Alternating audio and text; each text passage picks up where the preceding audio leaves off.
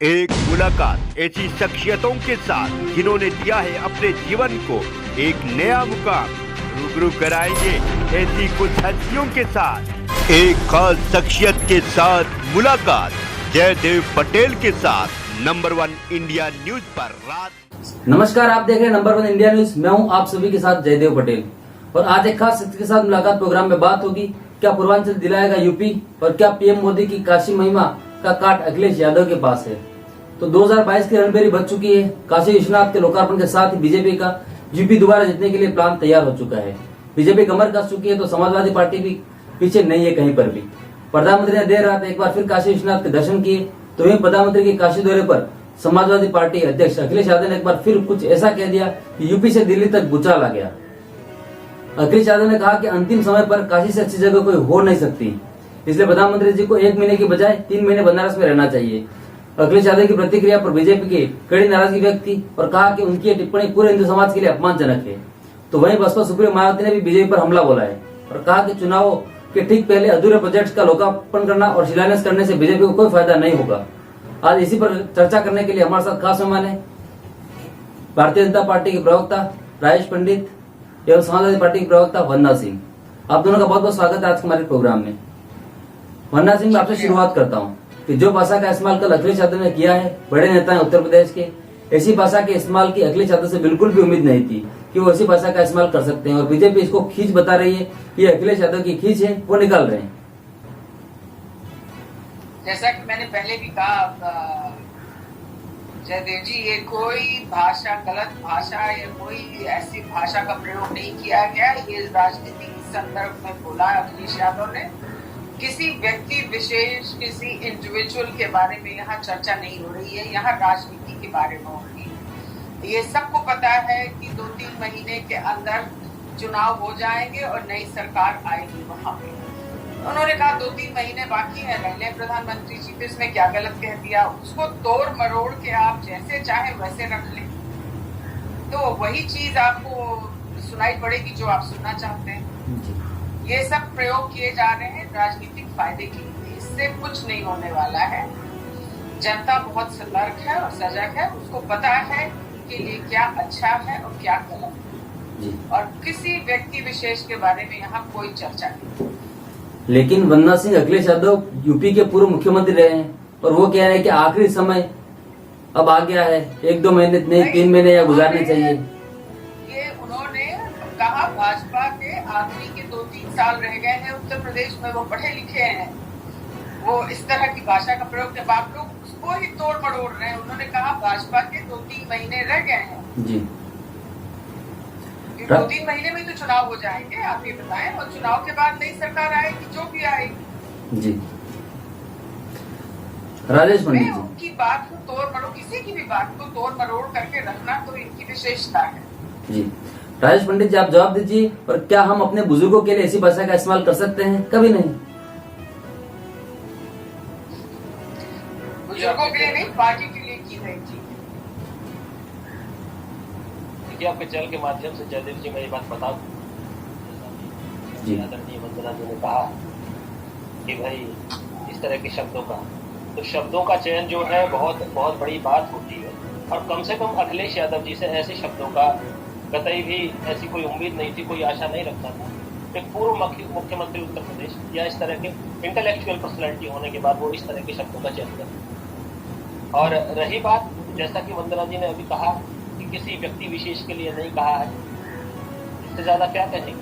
आप माननीय प्रधानमंत्री जी के लिए ऐसे शब्दों का शब्द निश्चित ही रूप से गलत है और गलत शब्दों का बहुत बेहतर है और आगे भविष्य में याद रखें कि ऐसे शब्दों का कतई भी किया है, ऐसे शब्द कतई बर्दाश्त नहीं। लेकिन राजेश पंडित जी, समाजवादी पार्टी का कहना है कि बयान को तोड़ मोड़ कर पेश करने की आदत है बीजेपी की। अब ये तो इनकी विचारधारा है ना, ये इनका सोचना है। पहले आप अपनी अनर्गल कोई भी बात कह दीजिए, जब उस बात को बताया जाए कि आपने गलत को, जब हम लोग कहते हैं गलत को गलत कहते हैं, तब ये कहते हैं कि बयान को तोड़ मरोड़ के पेश कर दिया है। तो ये तो इनकी अपनी विचारधारा है। और रही बात की जनता सजग है, सतर्क है, तो ये भली भांति जानती है, निश्चित रूप से जनता सजग है, सतर्क है और फिर से हमारे ये बात अच्छी तरह से जानती है, फिर से भारतीय जनता पार्टी पूरे जोश शोर से आते हैं, बहुत अच्छी बात। जी वंदना सिंह जी, एक तो आप राजेश जी की बात का रेस्पॉन्स करना, और दूसरा कि बीजेपी कह रही है कि पूर्वांचल में जो विकास बीजेपी ने कर दिया है उसको समाजवादी पार्टी पचा नहीं पा रही है और इसलिए ऐसे बयान दिए जा रही है जिसका कोई मतलब नहीं है। देखिए अब ये तो आने वाला वक्त बताएगा कौन आ रहा है कौन जा रहा है, और इसका फैसला जनता करेगी, हम और आप बैठ के आगे करेंगे। और जहां तक सवाल है कि पूर्वांचल में बहुत सारा इन्होंने डेवलपमेंट काम किया, कौन सा डेवलपमेंट काम किया आप जरा मुझे बता दीजिए। अभी 2-3 धड़ाधड़ इन्होंने उद्घाटन कर दिए, ठीक है, आप पूर्वांचल एक्सप्रेस वे, अरे आप ये बताएं जो लोगों की जेब में पैसे हैं, टैक्स बढ़ेगा, रोड टैक्स आएगा जब आप उस पर चलेंगे। आप नए बना रहे हैं एयरपोर्ट और फिर वो एयरपोर्ट जो है प्राइवेट पार्टी के हाथ में जा रहे हैं, बेचे जा रहे हैं, तो हमारे आपके पैसे से क्यों कोई चीज का निर्माण हो, अपने को पहले से दे दीजिए। और फिर हवाई जहाज में चढ़ने के किसके पास पैसे हैं अभी इस वक्त, आप ये बता दें। रोजगार है नहीं उत्तर प्रदेश में, नौजवान परेशान है। अभी मैं पढ़ रही थी एक घटना, 2 नौजवानों ने जाकर विधानसभा के सामने अपने ऊपर अपने आत्मदाह करने की कोशिश की, क्योंकि उनका ट्रक पकड़ लिया गया और लालगंज थाने में। तो ये सब तो हालात हो रहे हैं। तो अब आप कह रहे हैं कि बहुत विकास हो रहा है, तो विकास हो रहा है तो धरती पे भी तो दिखे, हम लोगों को भी तो दिखाई पड़े, सबको दिखाई पड़े।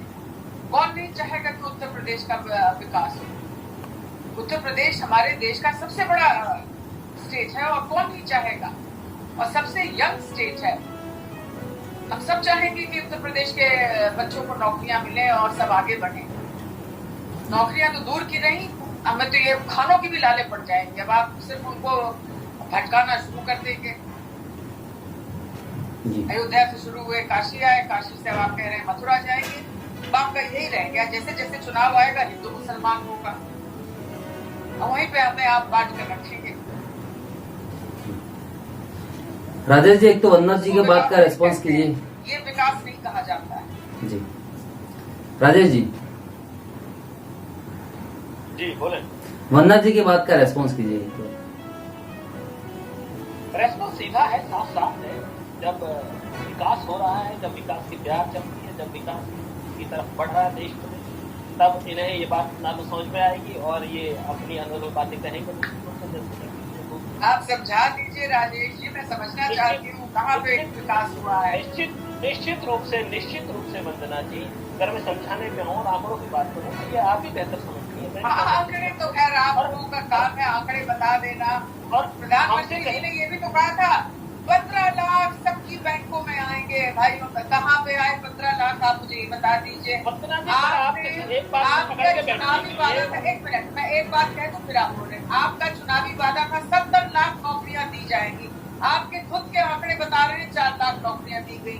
अब आप आंकड़ों की बात करते हैं, कौन से आंकड़ों की बात कर रहे हैं बताइए। अब आप, मैं आपकी बातों से जुड़ना शुरू होता हूँ और आपको बताऊँ। आपने कहा कि भाई ये जो विकास की बात करते हैं ये तो आप भली भांति जानती हैं और आपका पूरा सूबा अच्छी तरह से जानता है कि विकास की क्या चल रही है, चाहे वो पूर्वांचल एक्सप्रेस की बात हो, चाहे वो जेवर एयरपोर्ट की बात हो, या और भी बहुत। एक मिनट मैं बीच में बोल दूं, मुझे अलाउ अगर एक मिनट अलाउ करिए। आपने जेवर एयरपोर्ट की बात की, बहुत अच्छी बात की। जेवर एयरपोर्ट की आपने बात की, मैं एक मिनट बोल दूं फिर आप बोलिएगा। Just allow. जेवर एयरपोर्ट आपके केंद्रीय मंत्रियों ने बेजिंग के डेक्सिंग एयरपोर्ट को ला के दिखा दिया ट्विटर में, सबके एक तरह के ट्विटर आने लगे। और बेजिंग, आप बताइए, चाइना से इसका खंडन किया गया, कहा कि वी आर शॉक्ड कि हमारा एयरपोर्ट आप दिखा रहे हैं कि जेवर का इंटरनेशनल एयरपोर्ट होगा। ये तो आपका जेवर इंटरनेशनल एयरपोर्ट है, वो एयरपोर्ट था, वो बीजेपी की रैली नहीं थी राजेश जी, जिसको आपने इस्तेमाल किया। वो गवर्नमेंट रिसोर्सेज जा रहे थे, हमारे हाथ में पैसे जा रहे थे, भाजपा के पैसे नहीं जा रहे थे। देखिए निश्चित रूप से उसमें कोई भाजपा की रैली जैसी कोई बात ही नहीं थी। किसने कहा वो भाजपा की रैली है? ये तो आप अपनी पार्टी की अपनी ओर से आप ये बात कह रही है ना कि भाजपा की रैली। अब मैं आपकी बातों का जवाब देना शुरू करता हूँ। आप कहते हैं कि चुनाव आते हैं हम हिंदू मुस्लिम शुरू कर देते हैं, तो आप भी जिन्ना शुरू कर देते हैं जो कहीं से कहीं तक सही नहीं। सत्य सनातन धर्म आपको अच्छी तरह से समझ में नहीं आता, चीजें समझ नहीं आती, आप जिन्ना की बात शुरू आप मुझे धर्म समझाएंगे? चलिए धर्म पे डिबेट कर लेते हैं। डिबेट तो किसी भी बात पे कर लेंगे, उसका कोई कतई भी उसके डिबेट के लिए हम ऐसा है राजेश जी, जाके मंदिर में जाने से आप धर्मात्मा नहीं हो गए और तिलक लगाने से आप बहुत बड़े महान पुरुष नहीं हो गए। धर्म हमारे दिल के अंदर होता है। एक मिनट, एक वंदना जी, एक बार राजेश जी की बात पूरी होने दीजिए। जाने की कोशिश न करिए। हिंदू धर्म किसी का मोहताज नहीं है। वंदना जी, एक मिनट, एक बार राजेश जी की बात को कंप्लीट होने दीजिए। जाने की बात कर रही है, धर्म को बाहर रखिए। आप लाए ना धर्म को, आप लाए ना बीच में। आप कहते हैं कि चुनाव धर्म को बीच में ला रही हूँ, धर्म की बात आप कर रहे हैं। आपने इसके जस्ट पहले देखिए, मैंने आपकी बहुत सारी बातें ध्यान से सुनी है और आप बीच डिबेट में वंदना जी एक को कंप्लीट करने दीजिए। राजेश जी कंटिन्यू कीजिए आप। कम से कम इतना जय सुनिए बात हमारी। आप धर्म की बात करते हैं, आप कहती है टीका तिलक लगा लेने, मंदिर जाने से आप ऐसे आक्षेप करते हैं। आप टोपी ओढ़िए ना, आप लोग टोपी ओढ़ रहे हैं ना, आप वर्षों से मैं दुपट्टा ओढ़ी, टोपी नहीं ओढ़ रही। आपकी बात नहीं कर रहे हैं। आप यहाँ पार्टी का नुमाइंदा है, आप पार्टी की प्रवक्ता है, पूरी पार्टी से बात की जा रही है, पूरी पार्टी से बात की जा रही है। आप जिन्ना की वकालत करते हैं, जिन्ना की तरफदारी करते हैं तो कीजिए ना, लेकिन आप एक मिनट वंदना जी, बात कंप्लीट होने दीजिए। कि हम तिलक लगाते हैं, हम मंदिर जाते हैं, बिल्कुल सबसे समझदार देश है, हम तिलक लगाएंगे, मंदिर जाएंगे। जरूर लगाइए, हम भी लगाते हैं, मैं भी मंदिर जाती हूँ, लेकिन आपने तो नहीं करती हूँ बैठ के। आपने तो मेरा घर मेरे लिए मेरे दिल में है, मैं उसका फायदा उठाने नहीं चाहती। तिलक लगाना हमारा जन्मसिद्ध अधिकार है। मैं उसका फायदा उठाने नहीं चाहती हूँ। फायदे की बात राजनीतिकरण क्यों कर रहे हैं? नहीं, हम तिलक लगाना फायदा करना बात करिए।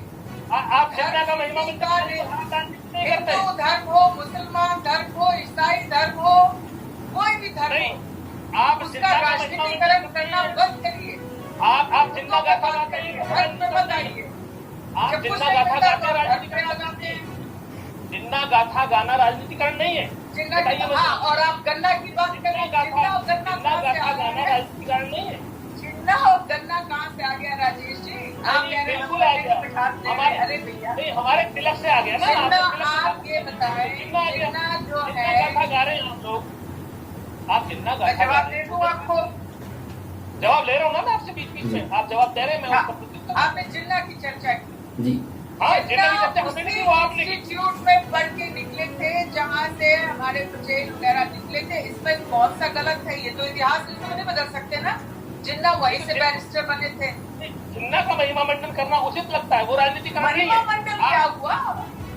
महिमा मंडल क्या हुआ? मैं कह दूं, बेहतर आप यूनिवर्सिटी से पढ़ के निकले, जहाँ से मैं निकली हूँ या कोई और निकला है, उसमें कौन सी गलत बात कहती है? बहुत अगर हम और आप यूनिवर्सिटी से पढ़ के निकलते हैं, उसकी चर्चा करने में कोई गलत बात है? आप बीजेपी है, मैं और पार्टी की हूँ, लेकिन अगर आप एक ही इंस्टीट्यूट में पढ़े हैं तो क्या गलत है? नहीं, आप अपनी बात करें तो वो गलत ना होंगी, हम अपनी कोई भी बात करें तो सारी गलत नहीं जाएंगी। बोलिए, मैं भी सुन रही हूँ आपकी बात, बोले। नहीं, बिल्कुल आपने कहा ना कि हम तो अपना राजेश जी लगा के व्याख्यान। राजेश जी, एक तो वंदना जी की बात का जवाब दीजिए, और दूसरा मेरा ये सवाल है कि क्या भगवान श्री राम और काशी विश्वनाथ के सारे पूर्वांचल जीतेगी बीजेपी? निश्चित रूप से, निश्चित रूप से, निश्चित रूप से। अब तो क्या है कि सियानी बिल्ली खंबा नोचने वाली बात हो रही है, इस तरह कुछ भी नहीं। इन्हें नहीं पछता है सत्य सनातन धर्म की जय हो, इन्हें नहीं पछता है कि देश में अच्छी चीजें हो, काशी विश्वनाथ कॉरिडोर बच नहीं रहा है, तो इस तरह की ऐसा है। अगर आप मेरी बात कर रहे हैं तो मेरी फैमिली हिस्ट्री बहुत पुरानी है, तो आप मेरी बात कर रहे हैं। आपकी बात नहीं हो रही है। हमारे यहाँ हिंदू भी है, मुसलमान भी है, क्रिश्चियन भी है, सब धर्म के लोग हैं, और हम सबका आदर करते हैं। आप यहाँ आदर करते हैं। सुनिए, मैंने पहले कहा मैं फिर से कह रहा हूँ, आदरणीय वंदना जी नहीं है, आप पार्टी की नुमाइंदी है, आप पार्टी की नुमाइंदा है। बात पार्टी की जा रही है, आपकी नहीं की जा रही है। मैं पार्टी की बात कर रही हूँ, आपने कहा तो नहीं, हमारा आप यहाँ पार्टी की तरफ से बैठे हैं, पार्टी की तरफ से बात कर रही हूँ। नहीं, व्यक्तिगत तौर पे बात नहीं, मैंने दोनों जवाब दिए। आपकी बात बिल्कुल सही हो सकती है, लेकिन आप ऐसा थोड़ी है कि आप जो कह रहे हैं। आप दोनों का ठीक है, समय का अभाव है सर, आप दोनों का बहुत बहुत शुक्रिया, आपने नंबर 1 इंडिया न्यूज़ के लिए समय निकाला उसके लिए। थैंक यू, थैंक यू, नमस्कार।